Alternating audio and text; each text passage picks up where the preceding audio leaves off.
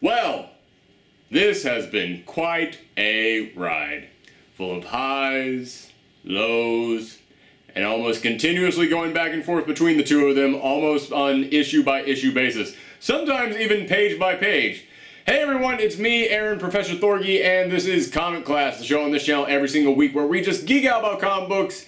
And as you all know, today is a very big, important day because Secret Empire number 10 has finally come out. Yes, after over a year of building up to this event and 10 whole issues, we have finally reached the end. Oh my goodness, I can't believe it's finally here. Partly because it's not finally here. There is still the Epilogue issue coming out, so I guess this thing isn't entirely over with yet. However, I want to come in here and finally make a video giving you all my thoughts about this event, and boy do I have a lot of thoughts. And here's the thing, I know that pretty much everyone on the internet either loves this or hates it, and it is just split right down the middle. It is I refuse to refer to this as a civil war, but it's a big discussion in the comic book community right now, and I gotta be honest with you, there are things in this that I love. There are things in this that I hate. And there's very little stuff in the middle there. Like, typically, whenever I see something that I'm kind of like, yeah, you know, it's alright, it's alright. That's kind of how I feel about the entire thing. This, there's nothing really in the middle there that I'm like, hey, it was fine, whatever. It's either that was great or that sucked. And it was all just sandwiched together for 10 whole issues. By which I mean 15 whole issues. Yeah, that is the first thing that I have to say. I'm going to get into this actual storyline. I'm going to get into almost issue by issue what we found out, what we saw, my thoughts on every single little twist and turn that this storyline took. But the first thing that I have to say is, Marvel, oh my god. Your events have gotten bigger and more bloated with every single one. This is the topper. This is the end-all, be-all to it. And again, I'm going to come in here and say, at the end of this, I pretty much like this thing. I'm coming down on the positive side. And I especially really freaking dug issue number 10, which came out today. I actually think issue 10 was great. And one of the reasons why issue 10 was great is because it was the payoff to everything that we had been reading leading up to that. And Nick Spencer kept getting on Twitter and saying, well guys, things have to get really dark, things have to get really depressing, because that way when the heroes come back around and win, it feels really darn good. And yes, that is the basic concept of telling a superhero story. Something terrible happens, the heroes are down, then they rise back up, and they win, and it feels great. Hooray! However, we had a freaking year of build-up to this thing. And yes, big massive events should have a year of build-up going to it. I'm not criticizing that part. In fact, I have to come in here and applaud Nick Spencer for actually planning so many things out. I talked about issue number 0 of this, when Captain America pulls off his big plan, and I had to say, I was actually really damn impressed with that, because it was me in one issue sitting down and seeing every single thing that he had spent an entire year building up to actually paying off in that one moment. That was awesome. However, that whole year was really depressing. It was a year of seeing horrible alternate reality Hydra Cap just being the most horrendous person you could imagine. Like, oh god, this is already kind of wearing me down. And then after the event actually started, things got so dark for so long. And again, not criticizing you for getting dark, because I get it. You gotta go down before you come up. That's how it works. But this was so dark for so many freaking issues. You're killing off an entire city of people. You're having Black Widow die. You had so many... The champions got turned into assassins. What the hell was that all about? Just every single issue eventually just tried to pluck one piece of hope out of the reader after another. And it was so that way, at the end, when bam, hope comes back, it would feel amazing. But you went a little too far with it, man. You went so far for so long into hopeless territory, it just kind of made your audience numb. I know there was a lot of people out there in the audience who, the moment that it started to turn hopeless, you're like, this is just garbage and I'm tuning out. And honestly, I will get into that in a little bit, but I can't totally blame those people for being that way. Again, I will go into that in just a second. But even people like me, who was like, alright, I see what you're doing here. I get what you're doing. I get all the messages behind this. I get you're going to tell this big dark storyline so the heroes can come back. I'm holding on to that hope because I know that moment when hope comes back, yeah, it's going to feel amazing. So I kept holding on to it, I feel like there's even people out there like me who are holding on to, this is going to be good. It's going to be good when this all pays off. And it was just so dark for so long that when it finally paid off, it was like, yay. Was it worth it? It's kind of like in a video game when you have an achievement that gets you this really big power-up, and that big power-up is amazing, but only after you spend 100+ hours just getting your ass kicked at something, and then when you finally get the achievement, there's nothing to really use it on. You finally get that big power-up, and it's like, oh, I pretty much achieved everything. There's nothing to really do anymore in this game. No, this wasn't worth it. So yeah, that is the first critique that I actually have to make of Secret Empire, is that this thing was way too freaking long. I mean, 10 issues sounds like a lot. It's even more when you realize it was 15 issues. Because yes, 10 issues. 10 issues are the main thing. Then issue 0. Then the free comic book day book. Then Steve Rogers' Captain America number 17, which you had to read to understand how this weird, crazy Hydra world actually worked. That's another thing that we'll get into in just a second. But then there was Captain America number 25, which, hey, Steve Rogers' Captain America number 17? You could skip that one. You just wouldn't understand how this world works. Captain America number 25? You absolutely had to read that one. I went into Secret Empire number 8 not realizing I had to read Captain America 25 before that one, and I was reading this like, when the hell did any of this happen? I read 7. I'm going into this one. None of the things you're talking about just happened in that one. It wasn't until all this was said and done that someone told me, oh yeah, you actually had to read this one first. And I was like, where do you notice that? It's like, oh, in the recap page, there's a little tiny blurb at the top. Who the hell reads the recap page? I read issue 7. I read issues 1 through 6 before that. Why do I need to read a recap page? Jesus. So yeah, you had to read that one. That gets up to 4. And then there's the epilogue issue coming out later. 15 parts. Holy nuts.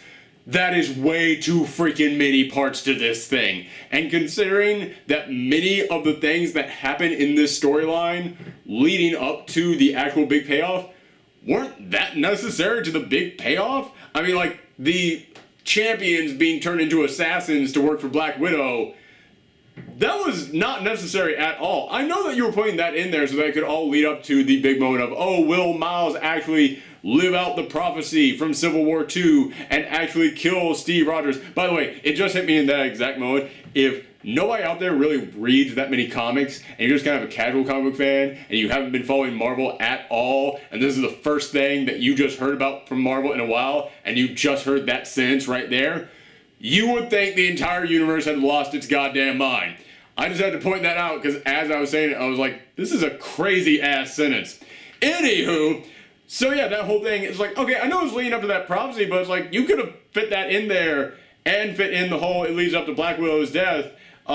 You could fit that into the main storyline. You didn't have to have them split off and go and do their own separate thing that requires its own separate one-shot, because almost none of that really paid off at all, aside from leading up to that. And as I said, you could just fit that into the main storyline. You could have had Miles talking to all the other heroes there without having to split off and talk to Black Widow about this prophecy thing. Yeah, man, it really just added more stuff on there. And then you've got this whole big chase to go around the world to gather up all these cosmic cube fragments. It's like, okay, I understand that part, but again, that is then another, like, chase that you have to go on to. It's another little, like, side quest, and it's just adding more stuff onto this that makes the storyline itself seem more complex. There could have been another way to more, what's the word that I'm looking for here? More naturally fit the cosmic cube fragment search into the main storyline itself, because again, it feels like these guys just picked up and went, we're going on an adventure in the Savage Land now. It's like, alright, there's nothing else really. I mean, like, having the cosmic cube fragments being in the hands of, like, Black Panther and Namor, and Steve Rogers has to, like, negotiate the fragments out of Namor's hands, okay, yeah, that actually fits into the main storyline. But like One Piece ended up in the hands of Ultron, and don't get me wrong, having Ultron being up in Alaska and he's building his own base of other Ultrons up there, that's a really cool thing to fit into an Ultron storyline. But you just stop Secret Empire to shove an Ultron storyline into the middle of this thing. It just, again, makes this thing seem so freaking bloated. It makes it just seem full of just crazy random stuff. Speaking of crazy random stuff, I honestly believe that there is a lot in this issue that Nick Spencer had to change, either because Marvel came in and said, hey man, you gotta try and like promote some of our other stuff in here. Like, for example, him having the champions form their own team. Again, that just feels so unnatural and so unnecessary to this actual storyline. I wouldn't be shocked if they came in there and said, well, yeah, but this will get people talking about the champions, so go ahead and have them do that. But the main thing that I'm talking about in here, another good example before I forget, is at the very end of this thing, they had to fit generations into here. So literally within 2 panels, they just go, and then Kobek decided to send some of these heroes off as a reward to give them some enlightenment, and then brought them right back. It was like literally just 2 panels. It was like, wow, that could not have screamed more like, hey, Marvel wanted to do this Generations event. You need to fit in here real quick a reason why we're having this Generations event. But to me, the biggest example is that it really feels to me like Nick Spencer wrote this storyline out before Civil War II was written. Because Civil War II, there was no plan at all. They went right into that thing, and it needed playing. It needed to be something where they sat down and went, all right, let's make sure that we get this right. And they did not get that right. I have talked many times on this channel about Civil War II and all the problems with it. And one of the problems with it was one of the problems with many Marvel events. It just came out of nowhere. So again, that's another thing that I have to applaud Secret Empire for, is that you spent a freaking year building this thing up. Kudos to you. Good. I'm glad to see that more Marvel events need to have long build-ups, so that way it can actually feel earned, it can actually feel planned. However, it feels like Nick Spencer, the moment he started writing this thing, he went, I've got every single scene of this thing all thought out in my head. And then Marvel came in and did Civil War II and killed off Tony Stark and the Hulk, 2 major players to this actual event. And it just feels like he had to come in here and go, okay, well, how the hell am I going to explain this?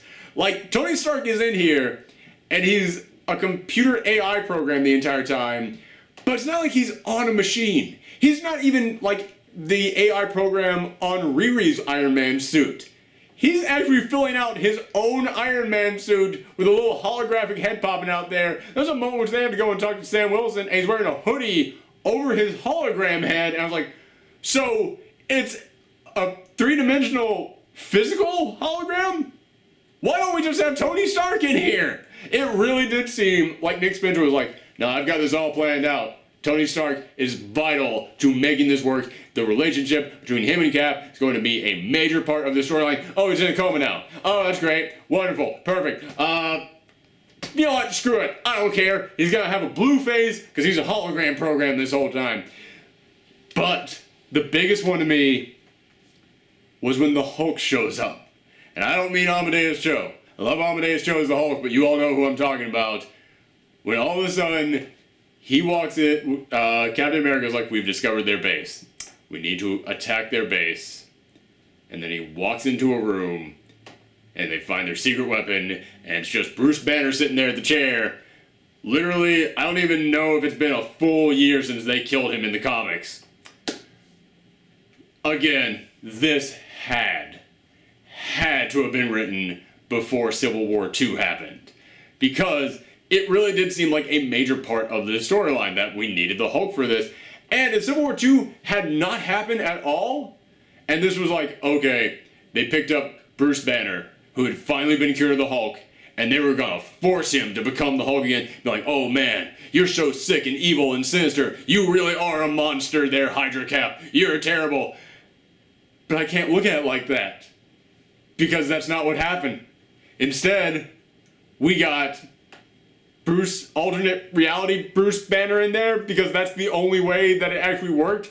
And when I say it's alternate reality Bruce Banner, I read that issue, and I was like, what happened here? And Captain America says, we only have you for a limited amount of time. I was like, okay, well that lady who cast all the spells, Madam Hydra, she must be using her magic to bring him back to life, but he's only here for a little bit. That must be what's happening. But I kept looking at the font. The font above his head, whenever he talked, it was a different font than Captain America's. And I was trying to figure out what the hell that could possibly mean. And there's a guy who I work with who he wants to be an editor. And wants to be an editor so bad, he studies all the stuff that editors should study, including fonts. Yeah, kudos to this guy. He actually really wants to be an editor so bad, he does his homework, so good on him. He studies fonts, and he says, yeah, did you realize that's the Ultimate Hulk? And I went, wait, what? And he goes, yeah, the font they're using there is this font.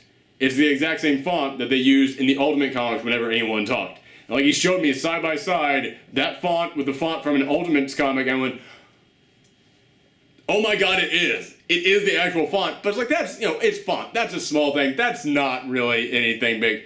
And then I turned to the part where the Hulk, like his time runs out, like there's a moment where the Hulk's rampaging and then he just looks up, his eyes go blank and he falls over, like I assume dead again. And I noticed in that moment when he falls over, he's no longer green, he turns back to being gray. And when I read that the first time, my initial thought was, oh, it's because it was a spell that brought him back to life. The spell wore out. So basically that's the rotting, decaying Hulk there. Like he doesn't have the green in him anymore. All the life has left his body. The moment he pointed out it's the Ultimate's font, and I realized he turns gray at the end of that, it made me realize, no, gray was the color of the Ultimate Hulk. Why is the Ultimate Hulk here? Seriously. That is something that they never even, addressed again. He doesn't pop up anywhere else in this storyline. So did they just reach over and pluck him out of the Ultimate Universe for a second? Because as we've seen in the Ultimates comic, the Ultimate characters still kind of exist. But then maybe they're out in space right now? So they plug him out of space? And if so, did they put... I can't talk anymore. I'm so confused.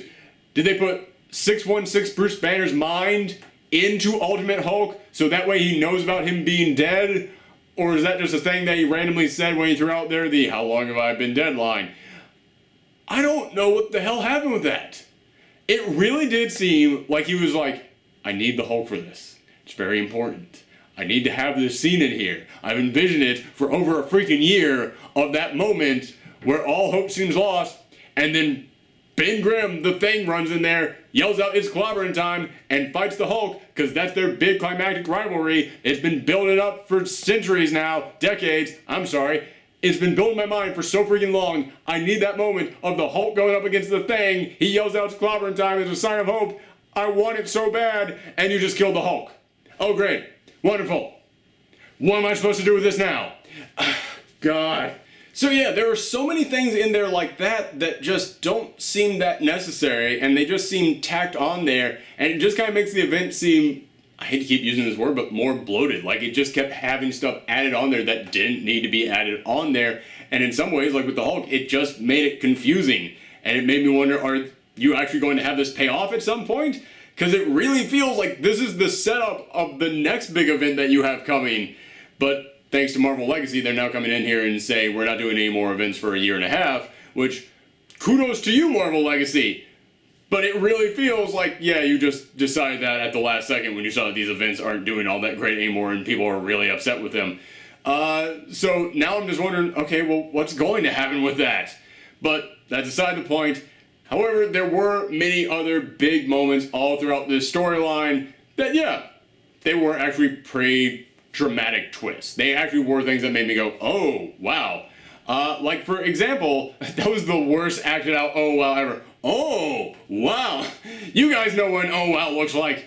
But there is a moment in there in which we see that the Punisher has joined Cap's side, and I know so many people were mad about that. They said there's no way that he would ever work with them.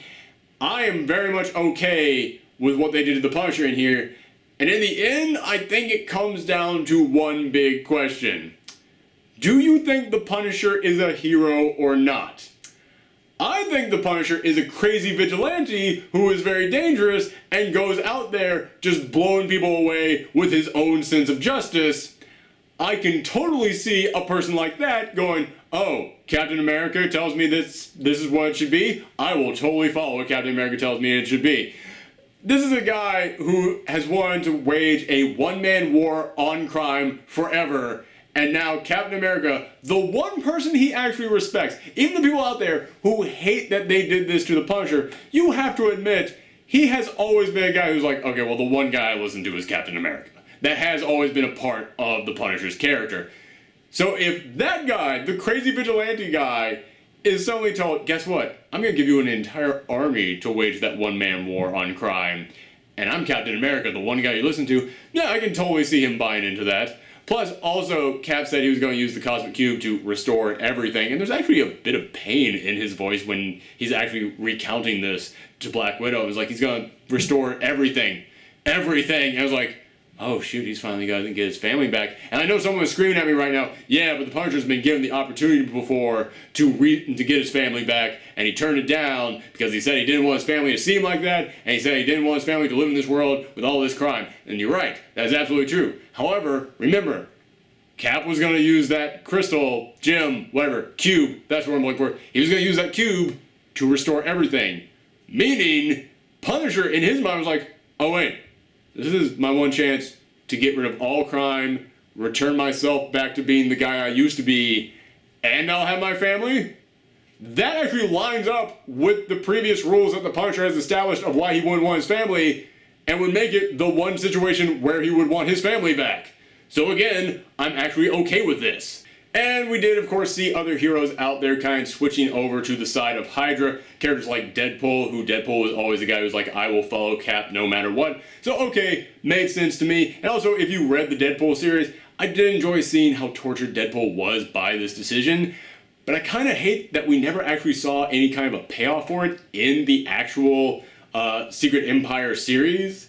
Because you never really got that sense of how tortured he was in the actual Secret Empire series, only in his tie-in issues. I felt like, you know, it actually could have been a nice thing to see that actually pay off here. Although, Unworthy Thor, we actually did see the payoff for that. And again, I think they actually did kind of capture, like, how tortured he was by this, because it's like, hey, if the hammer chooses you, then you're worthy. And then when Cap picks up that hammer, he's like, I've lived a long-ass time. I have seen people change sides all throughout history, and I've always kind of been loyal to the person, not to, like, the platform, I guess is the best way of putting it. And this is the one guy who I have always looked at as being like, that's the guy I'm going to follow. But it didn't seem right, him switching over to Hydra. But he's picking up the freaking hammer. So maybe he is right on this one. Like, I really dug that, like, for Unworthy Thor, that would indeed be a difficult spot for himself to find himself in. So, yeah, I actually think that they actually captured how tortured he was by this decision. And when he actually had to go up against his friends, and he had seen Cap doing too much stuff, I loved seeing that was the moment which he was like, it's enough, I can't do this anymore. Although then he went right back to being on Cap's side, but if you read that Captain America tie-in issue, he was basically just getting drunk after that fight, because he was like, screw this is all terrible, this all sucks, I don't know what I'm doing. So it seemed like they tried to give us 2 turnaround moments on him, when in issue 9, he actually then said, enough, I can't fight by his side anymore, I'm going to fight against him. Again, that was a good moment. Just, again, you gave us 2 turnaround moments, so, you know, could have been squeezed into one. Like I said, this thing is not bad, it just needed to be tighter. Way freaking tighter. But speaking of how Hydra Cap was able to pick up the hammer, let's go ahead and talk about that. But let's also talk about a lot of people's reactions to this whole thing. And I'm going to be talking about pretty much people on both sides of this, because there are a lot of people who hated this for one reason, and there are a lot of people who hated it for another reason. And I'm not going to try and paint everybody with one big brush here and say, oh, you're all hating it for the same thing. It's like, no, people out there, even people who hate it for a specific reason, might not have hated it the same way that another person who hated it for that specific reason hated it. That sounds like a jumbled mess, but you guys understand what I'm saying. So I'm going to get into a couple of the complaints that people have had with this series, all the way going back to when Cap originally said Hell Hydra and revealed himself to be a secret Hydra agent. And also, I'm going to kind of get topical, and I'm going to kind of get political here. And I know there are people out there who hate whenever people bring up politics in comics, but hey man, comics have always been a very political medium. And this is a storyline about fascists taking over America, claiming to be the face of the true America. Yeah, man, you can really look at a lot of stuff in our modern day world, especially at the stuff going on in America in the past couple weeks, and go, yeah, this actually ties in to current events really well. This is the kind of thing in which I honestly don't know if I would have viewed this the same way maybe 2 years ago. If you had written this storyline maybe 2 years ago, I probably would have been like, oh, you know what, I get what you're doing, but there are moments here, especially in this final 2 issues, that made me think about things that have been going on in America for the past couple weeks and go, holy cow, it's impossible to talk about the impact of this storyline and not bring that up. It's almost like Nick Spencer had a magic crystal ball and just said, what's this country gonna look like in 8 months? Cool, I'm gonna start writing this story now. Although I'm sure that if he had a magic crystal ball, he probably wouldn't have been as enraged on Twitter as he was. That's the other thing that I gotta get into on this. The biggest enemy that this storyline had wasn't Hydra Cap, it was Nick Spencer's Twitter. And I love Nick Spencer. I think he's an insanely talented writer. He's actually one of my favorite writers in comic books at the moment. His series over at Image the Fix is hilarious. His Superior Foes of Spider-Man series was actually one of my favorite things that Marvel has put out in years. However, all throughout this, if you follow him on Twitter, I can only imagine the people at Marvel, like the editors, just seeing him about to go on a rant on Twitter and be like, no, someone get his phone away from him. Someone just cool down, Nick. It's gonna be okay. Just tuck down, wait for it to all blow over. It's gonna be great. And I know I'm being a little bit hard on him right now, but let me just go ahead and say, I do understand him wanting to fight back. I do understand him wanting to come in here and make a big stand about this, because this guy got death threats for this. Not just him, but him, the artist, the editors. The editors got tons of crap for this. But they got death threats. They got pictures of dead bodies sent to them. They got like notes saying, I'm gonna come and find where you live. All this horrible, horrible stuff. So I fully understand. When you get stuff like that, it's gonna make you a little punchy. It's gonna make you want to stand up and be like, all right, who said that? Who? Was it you in the back? So I understand wanting to fight back.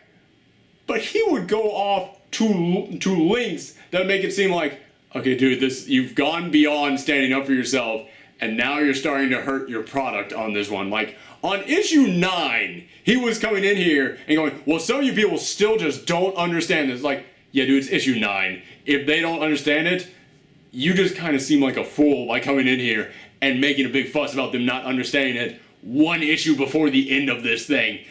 It's time to just bow out and go, you know what? Some people are enjoying it. I will talk to the people enjoying it, because at this point, 1 issue away from the end, nothing's getting resolved here. Let's all just chill, just walk away from it. It's gonna be fine, okay? So yeah, I feel like him constantly trying to respond to all the critics, it went past the point where it was helping and started hurting the book a little bit. Especially when it got to a point where he actually said, there is no political message to this book. I'm sorry, what? The fact that there is a political message to this book makes it so much better. When this just becomes a book about, well, you know what, the heroes had to stand up and face the villains. Okay, that's fine. That's alright. When you use that as motivation for people in the real world dealing with some very similar situations, then it takes on a new meaning, and then it becomes something way better. But, okay, going into a lot of the critiques that people actually had about this, and just letting you guys know where I was coming from when I started reading this, as I said, I am going to get a little bit political here, so I apologize for anybody out there who's kind of sensitive to that stuff, but it needs to be said with a storyline like this. When Cap originally came out, said Hell Hydra, killed his friend there, some people lost their mind because they're like, oh, he's been a secret Hydra agent the whole time. This is so disrespectful to everything that the creators of Captain America wanted. This is totally spit in their face. I was like, guys, it's not Captain America. It's not Steve Rogers. This very clearly is some like mind-controlled version of him or something. And it turns out it's not even mind-controlled. It's an evil alternate reality, which is even 1 step more removed than mind control. That means it wasn't even Steve standing there doing that at all. Even just in body alone, it was something completely separate. And after I saw that, and after I started like seen the origin of this Hydra Cap play out. Again, the origin went on a little bit too long. I think that they could have shortened that a little bit. But after I started to see the origin of him play out, I began to realize I get what you're doing here. I get that over the past several years, actually going back much longer than that, but recently we've been seeing many hate groups rise up in America claiming that they are the true face of America when they are not what America is supposed to represent. So when you get someone in here who is a member of a hate group like Hydra saying they're the true Captain America, and that this America where everyone's working together and people are helping the less fortunate and people of all different groups are coming together, that they're the weak ones, that they're the fake America. Seeing that Hydra Cap say that, I was like, I get what you're criticizing. I get that this is commentary on all those hate groups rising up in America using the name of America to promote themselves, to say that they're the true face of America. So I was like, you know what? I know exactly where this is going. This is all going to lead up to the real Captain America, to the real Steve Rogers returning. He's going to punch the crap out of this guy like he's Adolf Hitler on the cover of issue number 1. And bam, boom, you're going to see this is the true America. The America that stands for hope and peace and everybody standing together and being unified. That's the real America. He's going to come back, kick his ass. And sure enough, in this issue today, that is exactly what happened.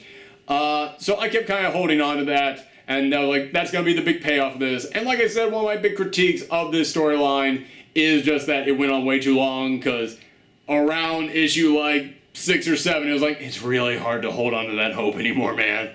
That hope is starting to twinkle away. But when it eventually reached issue 8 or 9, the moment in which you see Steve Rogers there trapped within the Cosmic Cube, the real Steve Rogers, and he sees everything that has happened with Hydra Cap. And he was talking about this, I can't remember the exact line, but it was basically him talking about seeing what had happened to this thing he loved, seeing what had become of it. All I could think of was recently what we had seen in Charlottesville. Like I said, I know this is a very sensitive subject, and I am really sorry if it's going to upset anybody, but it was the first thought I had, was because after Charlottesville, when we saw the KKK and we saw Nazis marching down the street claiming that they were the real America, and we then saw all these World War II veterans coming out and saying, this is not what I fought for, to see this. These people do not speak for the real America. Like, there were so many stories of actual World War II veterans talking about, these are the same people I fought, and now they're marching down the street. This is really disrespectful. This is making me sick. So seeing Steve Rogers, a World War II veteran, looking at Hydra now running everything, and just that feeling of being sick to his stomach, I was like, oh my god, like, this is just shocking how much this is matching up to current events going on right now. And sure enough, it did all lead up to that moment of Steve Rogers rising up, returning, and actually beating Hydra Cap. And yeah, when you think about things that you have seen recently of how after Charlottesville, many other Nazi organizations wanted to actually plan marches, but then you saw other protesters show up there in waves and outmatch them and actually scare them out of town, basically, and force them to cancel their rallies. And you looked at that and you went, that's the America that I believe in. That's the America that I believe in, standing up to this evil group, wanting to fight back against them. The America that comes together, the America that supports each other, the America that believes in peace and hope and trust and justice. When you see that moment of the actual Cap returning, and it leads up to this moment here, where Hydra Cap realizes he can't beat him, and he has to run back and grab Thor's hammer. It's like, this is what I've been waiting on. Yeah, this is my secret weapon. I picked this hammer up. Don't you forget, I was proven to be worthy. But then you see that he can't actually lift it. And you then get the flashback showing you that first time they actually lifted it. And you see Madame Hydra was standing in the background there, holding her little piece of the Cosmic Cube. And she used that cube to change the inscription on there, so that it doesn't say, whoever be worthy possesses the power of Thor. It says, whoever is strongest possesses the power of Hydra.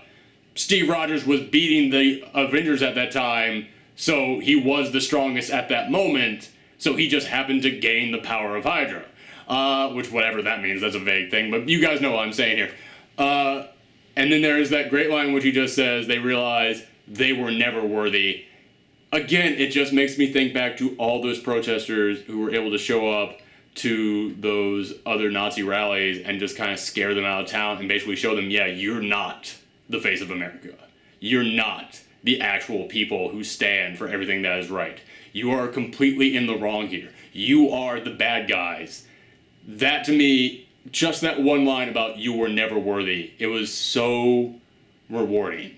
It did actually make me go, this is that actual payoff I was waiting for. And again, if this storyline had come out like 2 years ago, I would be like, yeah, okay, no, it's fun. Yeah, you go, Steve Rogers, real Steve Rogers. Yeah, way to go.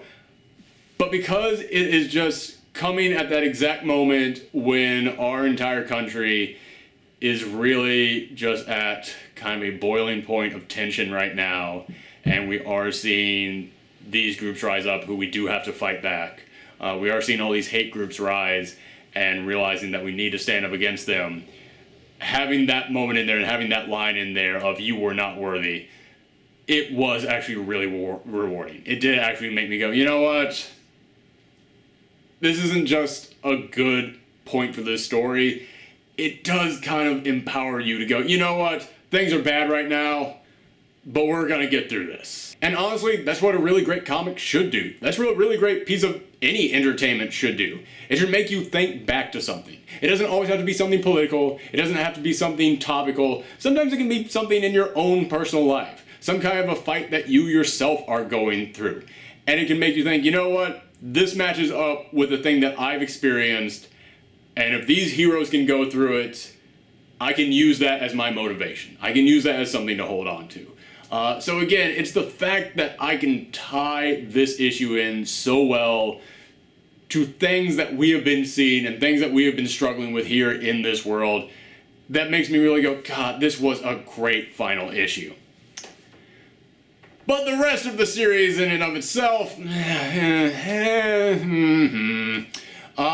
sorry, I had to get goofy there for a second because I was way too serious for way too freaking long. But as I said, I wanted to get into some people's problems with this event overall. And that first problem, I did kind of mention how people looked at this and said, oh, this is a disrespect to what the creators want for this Captain America. And honestly, I don't think it was. Because, as I said, from day one, I knew this was not actually Steve Rogers. And I knew this was going to be a metaphor for, like, hate groups claiming to be American and the real America rising up to punch them in the face. Yeah. So I did not think that this was a disrespect in any way to the original intentions of Captain America. But I do know that a lot of people out there doubled down on that when he picked up Thor's hammer because, like, they're not just saying that hate groups are part of America, they're saying they're worthy. And I was like, okay, I didn't call everything that was going to happen in this storyline. Far from it. There were many surprises in here. But the one thing that I called the moment that it happened, when he picked up that hammer, I was just like, guys, you do know that he has a mystical demon sorceress who believes she's his mom, or whatever their weird, creepy relationship was. Yeah, man, Nick Spencer, there was just some creepy stuff you wrote in here. But you do realize he has a mystical demon sorceress with cosmic cube fragments working for him and trying to make him her big special boy out there. You do realize what's happening here. Like, I called that from the start. Yeah, it's just her making him pick up this thing.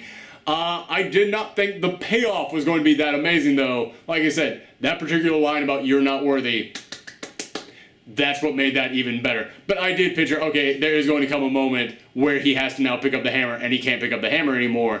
And I realized that was definitely what was going to happen the moment that she actually died.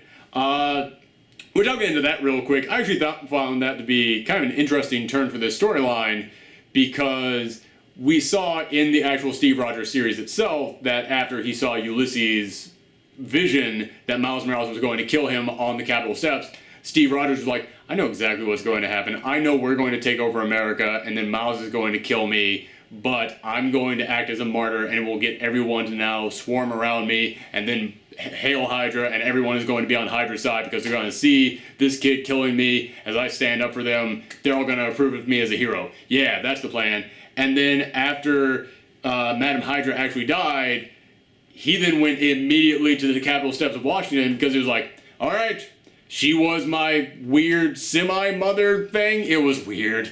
but she's what that was to me, and now she's gone, so I got nothing left in this world. Sharon Carter doesn't want to be with me. She's dead. I got really no attachments left to this world. I'm gonna go, and I'm gonna die, and at least I'll know that when I die, Hydra will rule the world forever. Everyone's gonna rise up and praise Hydra. So when it didn't actually happen, I did kind of really enjoy watching him have a massive freak out, because right after that was like an entire issue of the Steve Rogers series of him just going, this wasn't the plan. He was supposed to kill me. What do I do now? So I just have to live with this? I don't want to live with this crap. This is garbage. So I did kind of enjoy seeing his big freak out moment there. But as I said, that was one of the major complaints that people had, that they thought that Marvel was trying to normalify hate groups and trying to say that fascists are actually worthy people. And yeah, it was obvious from day one that's not what they were trying to say.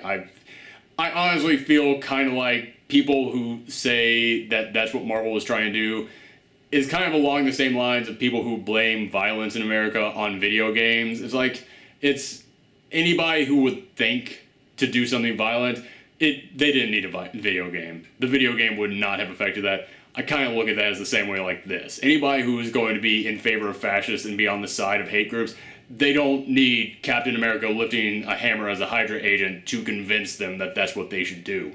But us, who realize that hate groups are evil and fascists are evil, seeing the real Steve Rogers return and actually pick up the hammer when the fascist Captain America couldn't pick up the hammer, that's the kind of thing that can actually give us the motivation to keep going on day by day. So I actually applaud that. But I know that so many other people had complaints on the other end of the spectrum about this storyline because they said, oh, it's just Marvel being overly political. I hate when Marvel gets too freaking political with their comics.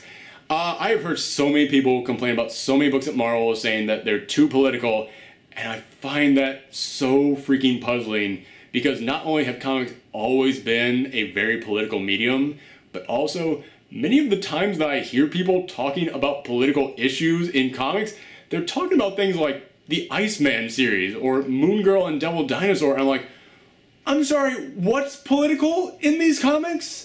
It just kind of seems like you're just mad at it for other reasons, and you're just using this as the blanket excuse for why you're allowed to be mad at it. But also, specifically applying this to Secret Empire, it's about the Avengers fighting Hydra. I'm sorry, when did that become a touchy subject? All the stuff that Hydra is believing and being for in this series, it's not new stuff. It's stuff they've always been opposed. It's stuff that Hydra always represented. I'm sorry that I'm getting so mush-mouthed, but I've been talking for a long period of time today. So I just find it odd that these people are now coming in here and going, well, you can't portray Hydra negatively. It's like, I'm sorry, where's this coming from? So yeah, maybe we did need a story like this right now to show Steve Rogers staying up there and punching evil Hydra Cap with the Thor hammer. Maybe that's what we needed. But okay, I've talked about many different parts of this storyline. The only thing that I really haven't talked about is the actual death of Black Widow, because I made an entire episode talking about that. If you missed that, it will be at the end of this episode, so you can just click on the link that will pop up then. But there is one last thing that I wanted to talk about, which is my man Sam. Sam Wilson. Okay, if you guys have been watching this for a while, you know I freaking love the Sam Wilson Captain America book.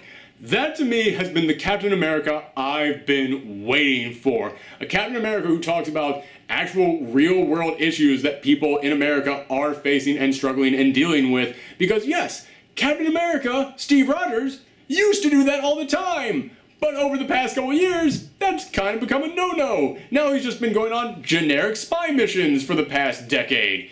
Yeah, I didn't want that anymore. I wanted a Cap who actually talked about stuff and actually stood up and actually really inspired hope again, because the Captain America we've been getting with Steve Rogers, even before Hydra Cap, again, he was just kind of generic soldier guy. Yeah, it had been a while since Steve Rogers had really been that inspiring, and I got to see in this storyline Sam Wilson rise back up, which again, one of my biggest problems with this entire event overall has been, if you want to actually get a feeling for what's going on, you need to read the tie-in issues, and tie-in issues should add on to a storyline, but not be necessary to a storyline.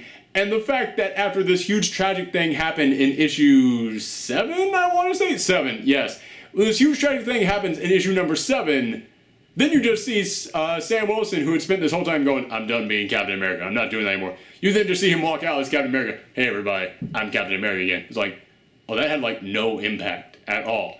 But if you then go and read the actual Sam Wilson issue, where you see him trying to make the decision and him struggling and seeing everybody come to him with different opinions on the subject, it's like, okay, this actually does kind of work now. I actually do kind of dig this. And there was actually a part in that issue in which the New Patriot came up to him, which, by the way, I kind of dig the New Patriot. They didn't really spend enough time on him, though, but I think he's all right. I also really dig that they mentioned that the previous Patriot is now actually working for charity organizations and working for, like, voter registration departments. And I was like, all right, good for you. You're making a change in the world without your costume. I like thinking that that's what happened to him. That's cool.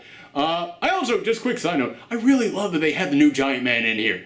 Nick Spencer created a brand new Giant Man for his Ant-Man series, and I love that dude. I thought that dude was great. So seeing him actually being a big part of this, I was actually very happy with that.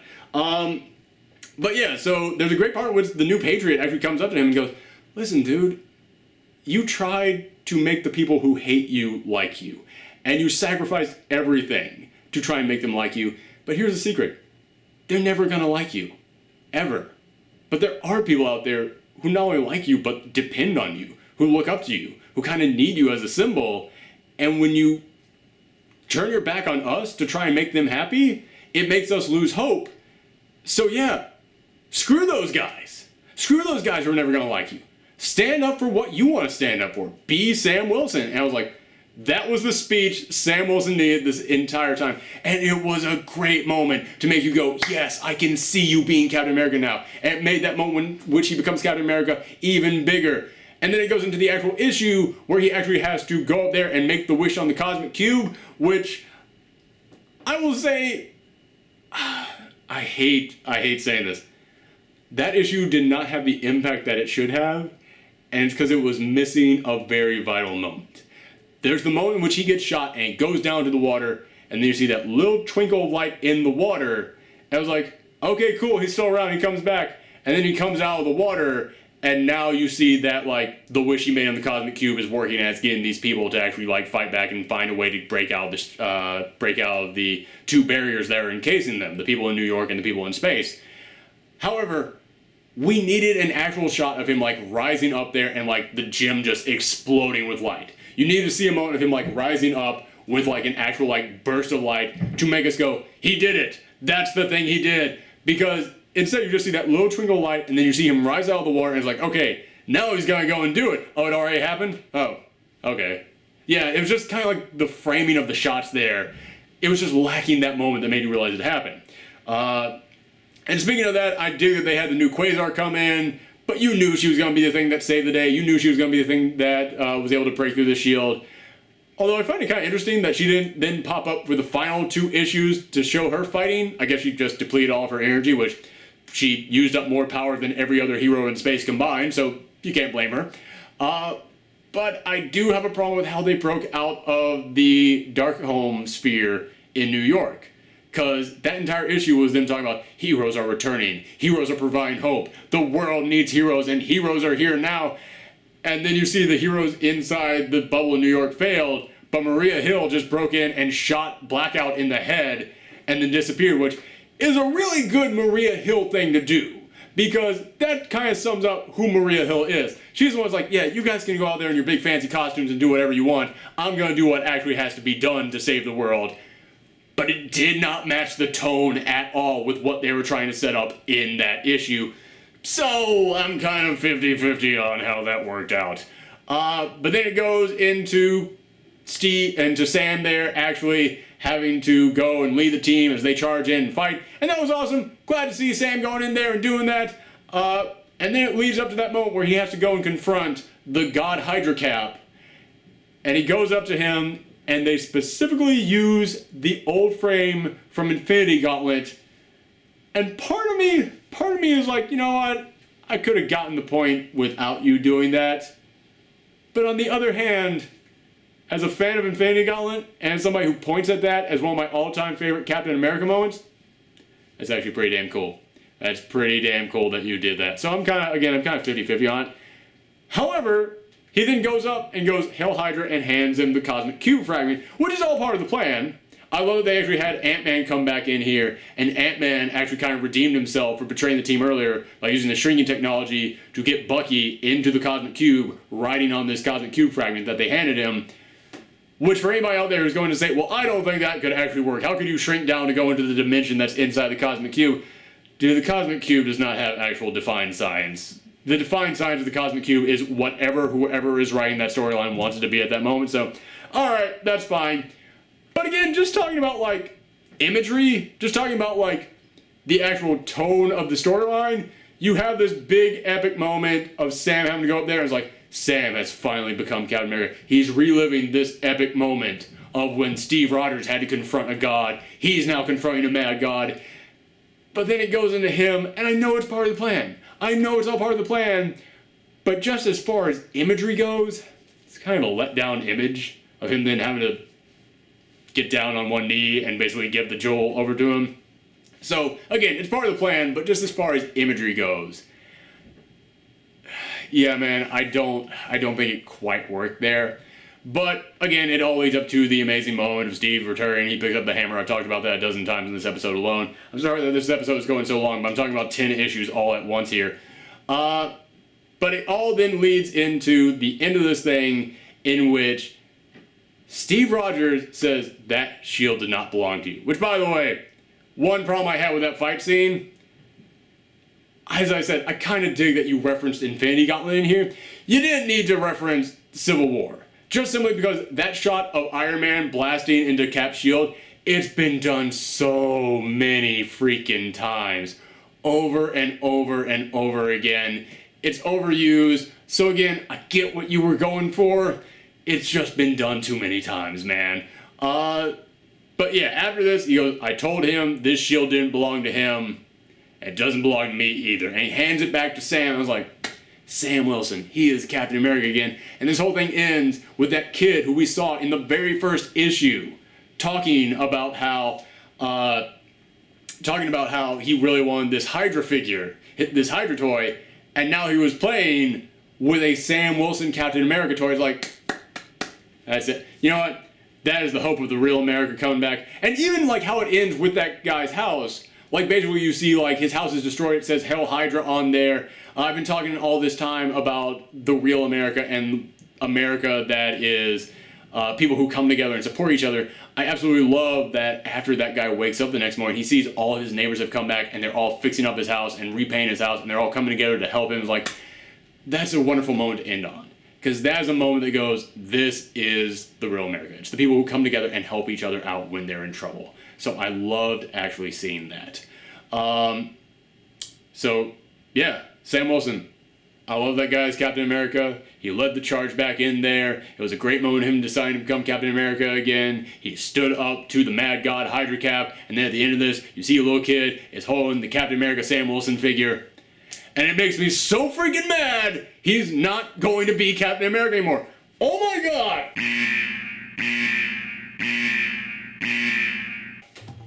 Quick rant! Okay, I have been fairly subdued. I've been fairly like, alright, let's all just be chill about this. Let's all just go step by step. But, as you guys know, I love Sam Wilson's Captain America. I was so mad when they said he was going to go back to being the Falcon. Reading this issue enraged me about that. Yes, this issue, it's great. I loved it. I thought it was a wonderful way to end this whole event. But dear freaking God, it ends with them going, Sam Wilson's Captain America. In case anybody missed it, here is Steve, proving himself to be a real representative of America, handing the shield to Sam, going, good job, soldier, you did it. Hats off to you. You are again absolutely Captain America. He holds the shield up. It says Earth's mightiest hero beneath him. You see all these kids loving him and respecting him as Captain America. And in 2 months, he's gonna stop being Captain America. Why? Because Marvel looked at their sales, flipped the fudge out, and said, well, we gotta get back Steve Rogers. It doesn't make any freaking sense for this to be the lead up to Sam deciding not to be Captain America anymore. this made Secret Empire actually work. This final issue actually made the payoff good, but it makes the lead-in to Marvel Legacy all the more of a jumbled cluster fudge. It makes me look at it as like, oh, so you're just disrespecting everything with Sam Wilson. You just, okay. I'm sorry, there are no words at the moment. I've said as many words as I possibly can about Sam Wilson not being Captain America anymore, and this issue just really drove it home. Marvel wanted this guy to be Captain America, and then they lost their cool and just decided, screw it, backtrack like crazy. But there you go, folks. Those are my thoughts on Secret Empire. I know this episode ran long, but this was a long freaking event with a whole lot to talk about. However, those aren't all my thoughts on this event because, as I said, there was so much in this event, and it was so big. And so, not to use the word again, but bloated with extra stuff that didn't need to be in there, and just twists and turns that didn't really add up to anything. That honestly, I'm not even remembering them all. In fact, I just remember right now as I was saying this sentence, didn't HydroCap say that he was effectively killing the AI Tony Stark when he killed him in that mountain base, and then he just popped up again in the very next issue? That was weird. So, yes, there is still more that I want to say about this, and I'm sure that after I've had a few weeks to think about it, I'm going to have even more to say, and then, of course, there's going to be the epilogue issue, and there's going to be stuff to talk about in there, because there are many unanswered questions, such as, what the heck is going to happen to HydroCap? He wasn't erased from existence. He's still just sitting there. So, is he now going to become like the new Red Skull? That'd be intriguing. But yeah, there's a lot of freaking questions about what is going to happen next with this. So, I am going to come back here when they do finally have that epilogue issue, and we're actually going to do a Q&A. You guys will submit your Secret Empire questions to me. By the way, I'm fully aware I probably called it Secret Wars like 5 or 6 times throughout the course of this video. My bad. But you guys will submit your Secret Empire questions to me. You can do it in the comments down below, or I will be making another video announcing the actual Q&A, and we're just going to have a discussion about it. I might not even do it here on YouTube. I might do it on Twitch, because I've been wanting to experiment with doing a live broadcast over there. I might actually try YouTube's live broadcasting thing. Who knows? Let me know what exactly you would like to see me do in the comments down below, or on Twitter and Tumblr at Professor Thorgy. Or, as I said, if we do this on Twitch, you can reach me at Professor Thorgy over there as well. I got that name locked down on pretty much everything. So, thank you guys very much. Make sure that you come back next time. I'm completely exhausted. And one last time, let's just enjoy the amazing Sam Wilson, Captain America, everyone. Caw! Let's just put all the title cards up over this. I just want to keep this up. I'm gonna miss this guy, darn it!